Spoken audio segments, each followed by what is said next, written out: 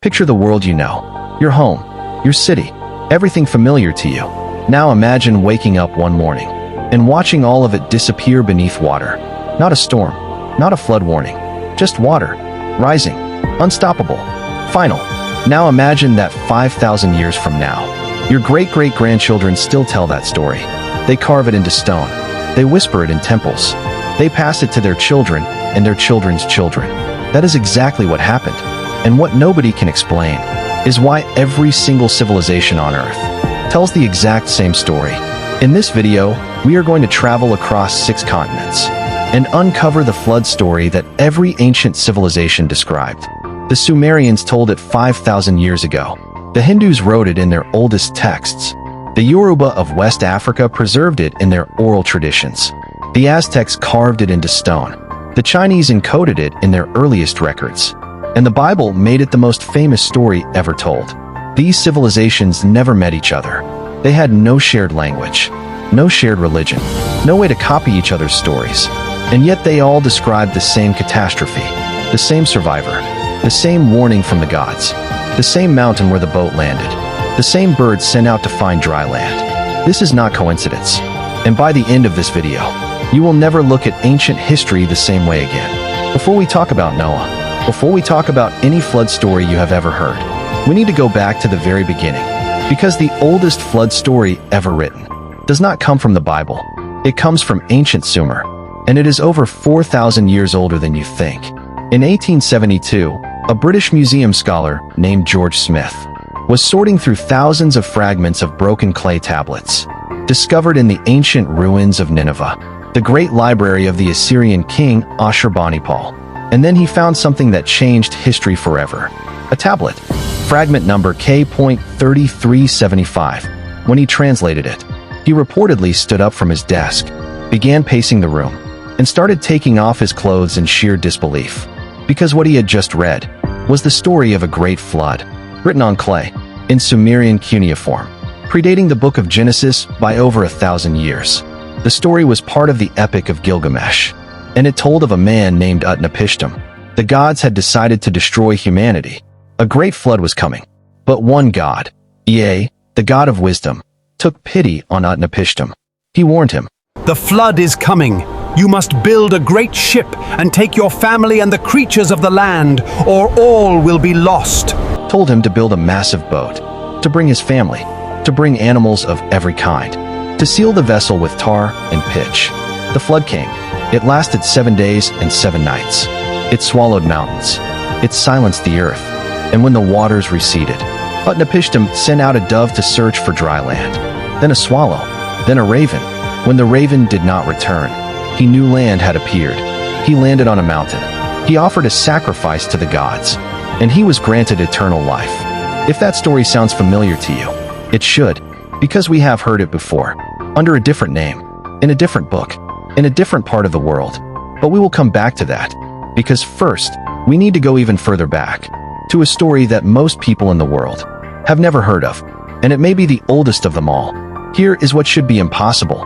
Across the ancient world, separated by oceans, by deserts, by thousands of miles of impassable wilderness, 5 completely isolated civilizations, all describe the same catastrophic flood. Not similar floods, not floods in general, the same flood. Let me show you exactly what I mean. We have already met Utnapishtim, but his story goes even deeper. Before the Epic of Gilgamesh, there was another version, even older, found on a tablet from 2100 BCE. A Sumerian king named Ziusadra, warned by the gods, commanded to build a boat, survived a flood that lasted 7 days and 7 nights, offered sacrifices when it was over, and was granted immortality. The Sumerians wrote this story before Egypt had finished building the pyramids, before the Trojan War, before Rome existed, before the Bible was written. They wrote it first, on the other side of the world, in the ancient Hindu scriptures called the Shatapatha Brahmana, written between 800 and 600 BCE. There is a story that scholars still cannot fully explain. A man named Manu, the first man in Hindu tradition, was washing his hands in a river one morning, and in his hands, he found a tiny fish. The fish spoke to him. It told him, "A great flood is coming. It will destroy everything on earth. Build a boat. survive what is coming. Manu did as the fish instructed. He built the boat. He gathered the seeds of every living plant. The flood came. The fish, revealed to be the god Vishnu himself, guided his boat through the rising waters by a rope tied to its horn until the boat came to rest on the peak of a high mountain, now known in Hindu tradition as Manu's descent. A divine warning.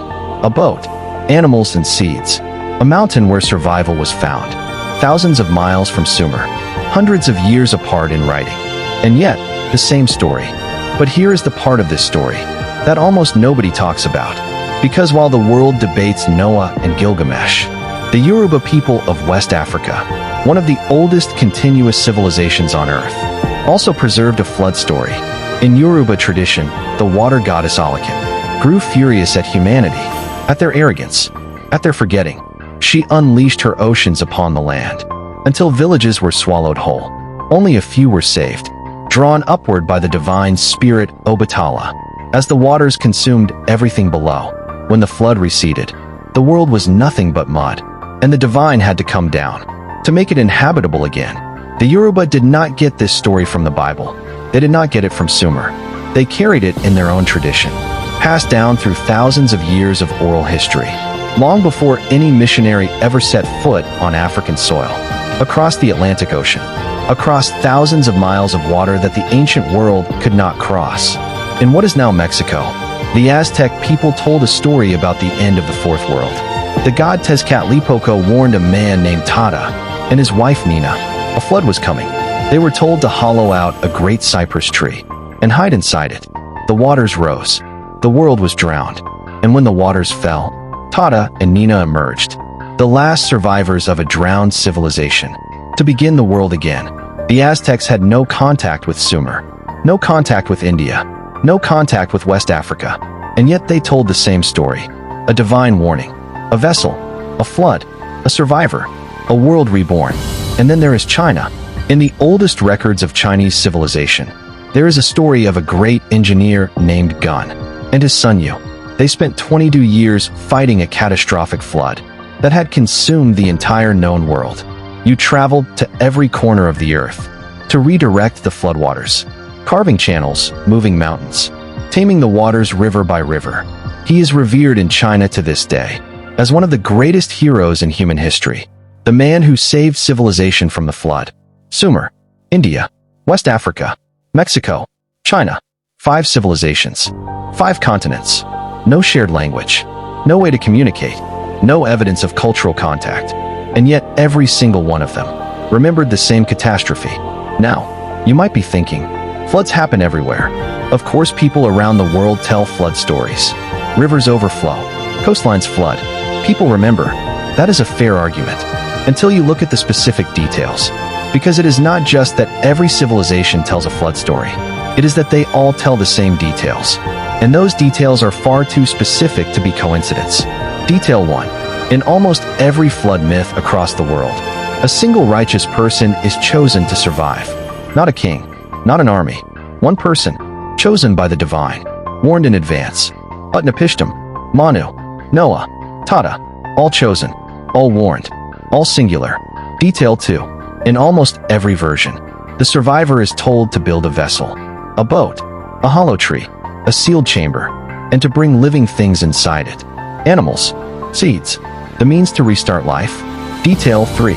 In the Sumerian, Hebrew, and Hindu versions, completely independently recorded, the survivor sends out birds to test whether dry land has appeared.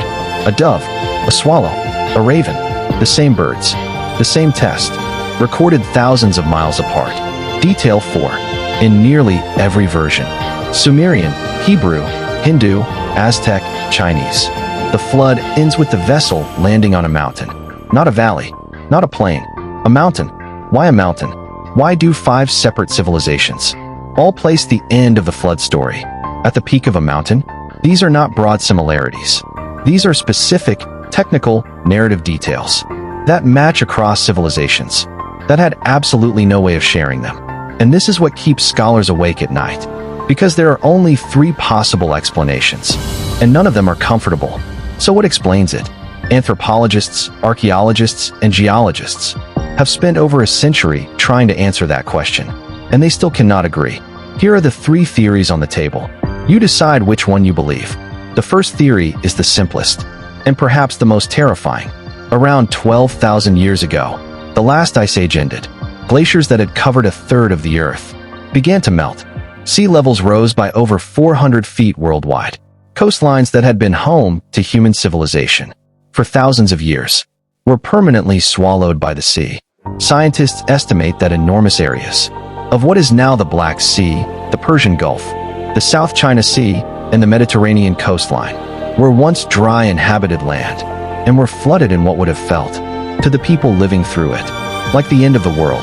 The theory is this: every civilization on Earth descended from survivors of those ancient catastrophic floods, and every culture carried that ancestral trauma forward in their stories across thousands of years of human memory.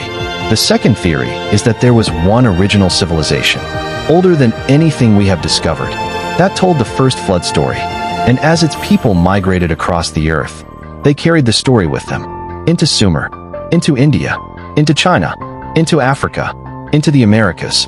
This theory suggests that somewhere, beneath the archaeology we can access, there is a lost chapter of human history, a civilization so ancient that it has left no ruins we can find, only stories, embedded like a genetic memory, into every culture that came after it. The third theory is the one that scientists are least comfortable saying out loud. The psychologist Carl Jung argued that human beings share what he called a collective unconscious, deep, universal symbols and archetypes buried in the structure of the human mind itself. Flood, destruction, survival, rebirth. These are not just stories. They may be encoded at a level deeper than culture, deeper than language, deeper than religion. The flood story on this theory is not a memory. It is something every human mind is already primed to create, because it mirrors a truth about human existence itself, the fear of everything being taken away, and the desperate hope that something survives. Three theories, all of them incomplete, none of them fully satisfying, because the truth is, we do not know. We genuinely do not know why every ancient civilization told the same story, and that might be the most unsettling thing about the entire mystery. Think about what we have uncovered today. 5,000 years before the internet, 5,000 years before satellites, 5,000 years before any kind of global communication. The Sumerians of Iraq, the Brahmin priests of India, the Yoruba elders of West Africa, the Aztec storytellers of Mexico, and the Chinese historians of the ancient East all sat down to record the same story. A great flood, a chosen survivor, a warning from the divine, a vessel that carried life, a mountain where everything began again. Either something happened so catastrophic that the entire human race witnessed it, or remembered it through those who did, or something even stranger is true. Something about this story lives inside us, encoded in the oldest part of who we are, a memory we cannot explain, that refuses to be forgotten, passed from mouth to mouth, generation to generation, across every ocean and every desert, that separates us from each other. Every ancient civilization described the same flood, and nobody, not one scholar, not one scientist, can fully explain why. Maybe the answer is buried beneath the ocean floor, with the civilizations we have never found. Maybe it is written in a language we have not yet learned to read. Or maybe it is already inside you, in the part of your mind that knows, without being told, that the world has ended before and survived.